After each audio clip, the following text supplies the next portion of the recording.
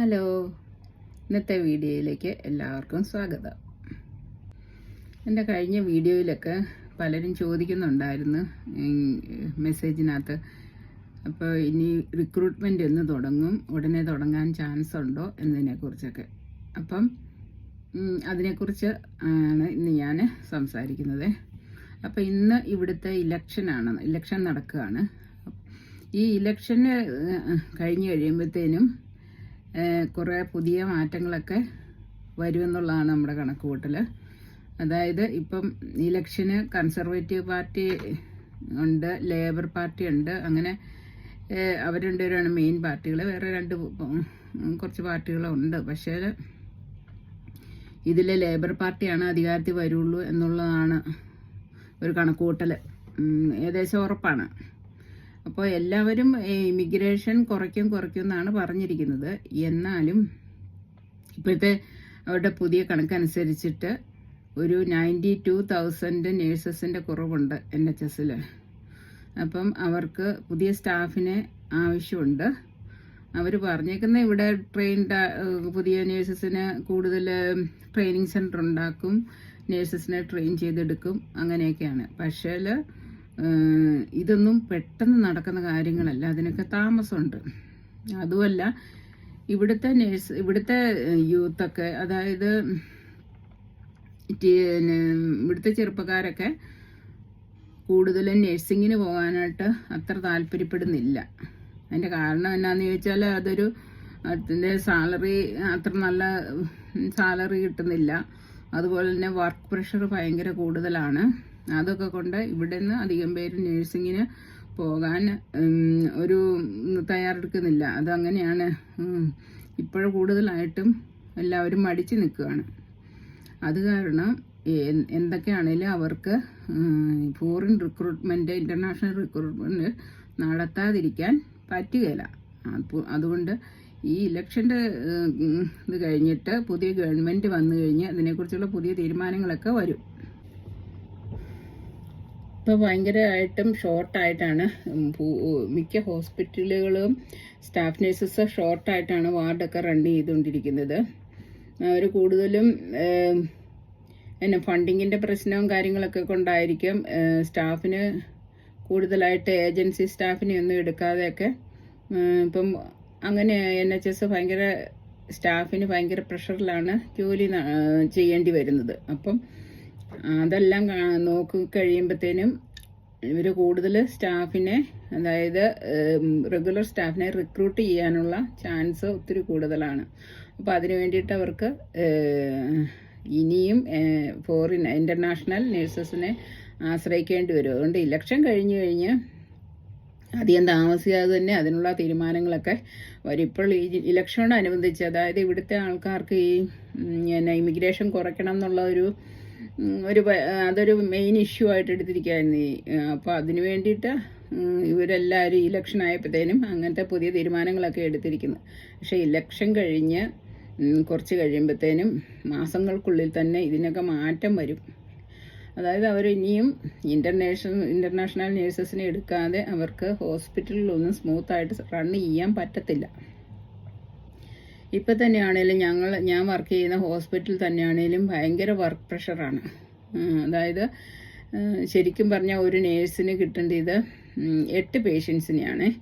പക്ഷേ ഞങ്ങൾക്കൊക്കെ കിട്ടുന്നത്, ഞാൻ വർക്ക് ചെയ്യുന്ന വാർഡ് എന്ന് പറഞ്ഞാൽ ഒരു അക്യൂട്ട് വാർഡാണ്. അവിടെ 26 പേഷ്യൻസാണുള്ളത്. ആ 26 പേഷ്യൻസിന് 2 നേഴ്സസാണുള്ളത്. അപ്പോൾ ഒരു അക്യൂട്ട് വാർഡിൽ 26 പേഷ്യൻസിന് 2 നേഴ്സസ് എന്ന് പറയുമ്പോൾ ഒരു നേഴ്സിന് 13 പേഷ്യൻസിനെ കിട്ടും. 13 പേഷ്യൻ്റ് എന്ന് പറയുന്നത് വളരെ കൂടുതലായിട്ടുള്ളൊരു പേഷ്യൻ്റ് നേഴ്സ് റേഷ്യോ ആണ്.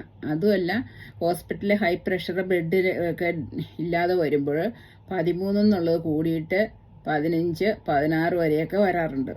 അവർക്ക് ഹോസ്പിറ്റലിനകത്ത് ബെഡ്, അതായത് റൂമുകളിലും വാർഡുകളിലൊക്കെ ബെഡ് ഇല്ലെന്നാകുമ്പോൾ കോറിഡോറിൽ കൂടെ ബെഡിട്ടിട്ട് ഒരു വാർഡിൽ 3, 4 ഒക്കെ കോറിഡോർ പേഷ്യൻസിനെ വരെ എടുക്കുന്ന സമയങ്ങളുണ്ട്.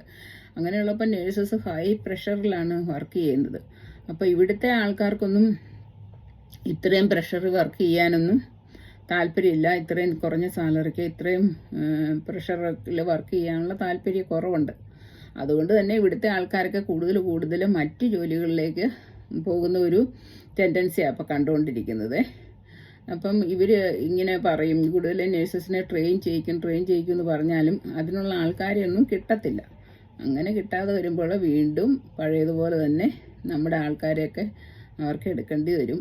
അതുകൊണ്ട് നാട്ടിലെല്ലാവരും ഇപ്പോൾ കുറച്ച് മാസങ്ങളിലേക്കൊരു അത്രയ്ക്ക് വരാൻ പറ്റത്തില്ല. എല്ലാം കുറഞ്ഞിരിക്കുകയാണ്. ഈ സമയത്ത് ഭയങ്കര ഡിഫിക്കൽട്ടാണ്. അതുകൊണ്ട് കുറച്ച് നാളൊന്ന് ഒരു 3, 4, 5 മാസമൊക്കെ കഴിയുമ്പോഴത്തേക്ക് ഇതിനൊക്കെ മാറ്റം വരും. അപ്പോൾ അതിൻ്റെ അപ്ഡേറ്റ്സ് വരുന്നതനുസരിച്ച് ഞാൻ അപ്ഡേറ്റ്സ് അറിയിക്കുന്നതായിരിക്കും.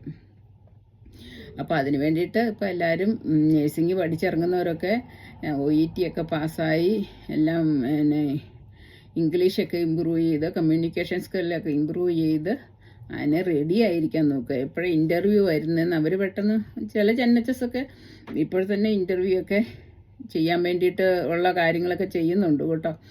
അപ്പോൾ അവർ NHSകാർക്കും അറിയാം ഇതൊന്നും അങ്ങനെ അങ്ങോട്ട് മുന്നോട്ട് പോകാൻ പറ്റത്തില്ല. NHS ഡിമാൻഡ് ചെയ്യുന്നുണ്ട്. അതുപോലെ തന്നെ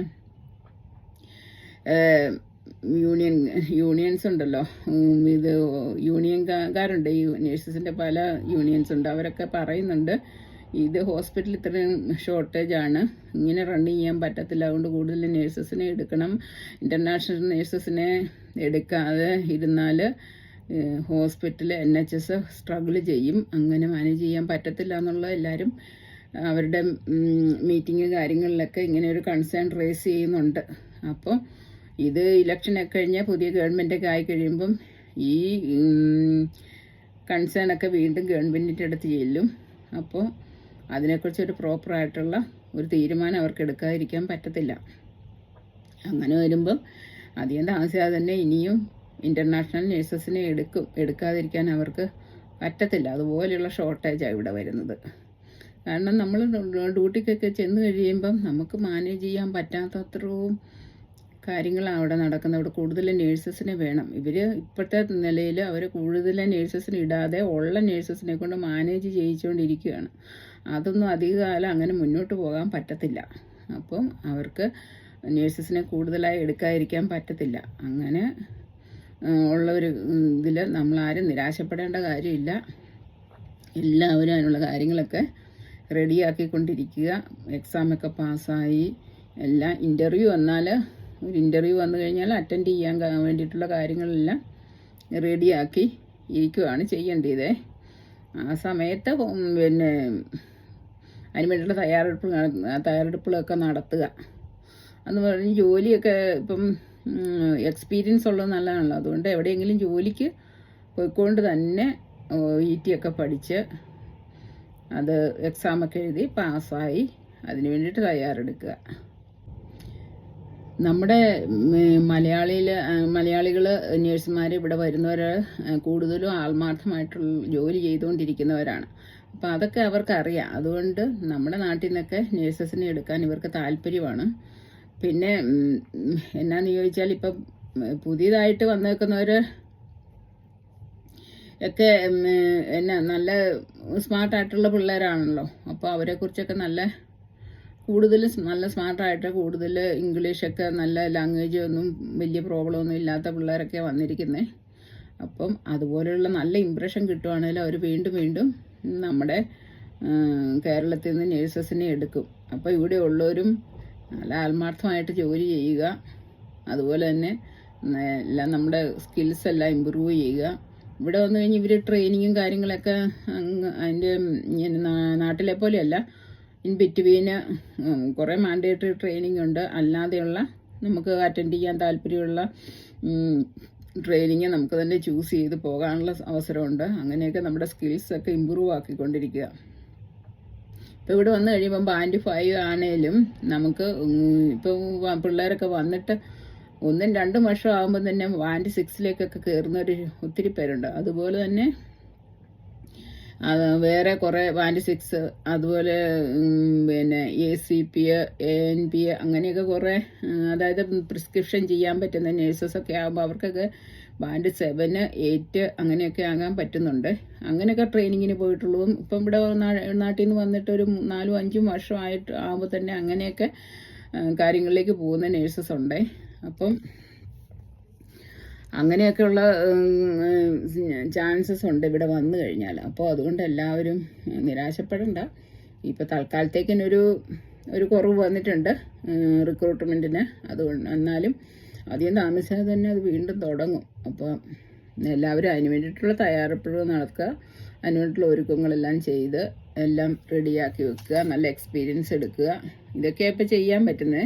നമ്മളിപ്പോൾ കുറച്ച് നാളത്തേക്കിന് നമ്മൾ പിന്നെ ഒത്തിരി ധൃതി ഇട്ടിട്ട് കാര്യമില്ല. അത് ഇപ്പം ഒരു ഇലക്ഷന് കഴിഞ്ഞ് ഇനിയിപ്പോൾ ഒരു 3-4 മാസത്തിനൊക്കെ 4-5 മാസമൊക്കെ ആകുമ്പോഴത്തേന് ഇതിനെക്കുറിച്ചുള്ള അറിയിപ്പുകളൊക്കെ വരും. അപ്പോൾ അതനുസരിച്ചിട്ട് അന്നേരം ഞാൻ ഇത് വീഡിയോ ഒക്കെ ഇട്ട് അപ്ഡേറ്റ് ചെയ്യുന്നതായിരിക്കും. അപ്പോൾ എല്ലാവരും എൻ്റെ വീഡിയോ ഒക്കെ ചാനലൊക്കെ സബ്സ്ക്രൈബ് ചെയ്യുക, വീഡിയോ ഒക്കെ നിരന്തരമായിട്ട് കണ്ടുകൊണ്ടിരിക്കുക. അപ്പോൾ അതിനകത്ത് പുതിയ പുതിയ അപ്ഡേറ്റ്സൊക്കെ ഞാൻ തരുന്നതായിരിക്കും. അപ്പം അതനുസരിച്ചിട്ട് എല്ലാവരും ഇൻ്റർവ്യൂ ഒക്കെ എവിടെയെങ്കിലും ഉണ്ടെന്ന് അറിയുവാണെങ്കിൽ ഞാൻ എൻ്റെ ചാനലിനകത്ത് ഞാൻ പറയാം. അപ്പോൾ അങ്ങനെയുള്ളപ്പോൾ അതനുസരിച്ച് ഇൻ്റർവ്യൂ ഒക്കെ അറ്റൻഡ് ചെയ്യാനും പറ്റും. അങ്ങനെയൊക്കെ എല്ലാവരും ഇവിടെ വന്ന് രക്ഷപ്പെടണമെന്ന്, എല്ലാവരും നല്ല രീതിയിൽ പോകണമെന്നുള്ള നമ്മുടെ ഒരാഗ്രഹം. അപ്പോൾ അതിന് വേണ്ടിയിട്ടുള്ള സപ്പോർട്ട് ആയിട്ടുള്ള വീഡിയോ ഒക്കെ ഇടാൻ വേണ്ടിയിട്ട് ഞാൻ പരമാവധി ശ്രമിക്കുന്നതായിരിക്കും. അപ്പോൾ ഇത്രയൊക്കെയാണ് എനിക്കിന്ന് പറയാനുള്ളത്. അപ്പം എല്ലാവരുടെയും ഇങ്ങോട്ട് റിക്രൂട്ട്മെൻറ്റ് ഉടനെ തുടങ്ങുമോ എന്നുള്ള ചോദ്യത്തിനുള്ള സംശയത്തിനുള്ള മറുപടി ആയെന്ന് ഞാൻ കരുതുന്നു. അപ്പോൾ ഇനിയും എന്തെങ്കിലും സംശയമൊക്കെ ഉണ്ടെങ്കിൽ നിങ്ങൾ മെസ്സേജ് ഇടുക, അതിനുള്ള മറുപടി ഞാൻ വീഡിയോ ആയിട്ട് ഇടുന്നതായിരിക്കും. സോ അതുകൊണ്ട് എല്ലാവരും keep on watching my video. അപ്പോൾ ഇന്ന് ഇത്രയൊക്കെയാണ് പറയാനുള്ളത്. ഇനി അടുത്ത വീഡിയോയുമായി വരുന്നത് വരെ എല്ലാവർക്കും ബൈ.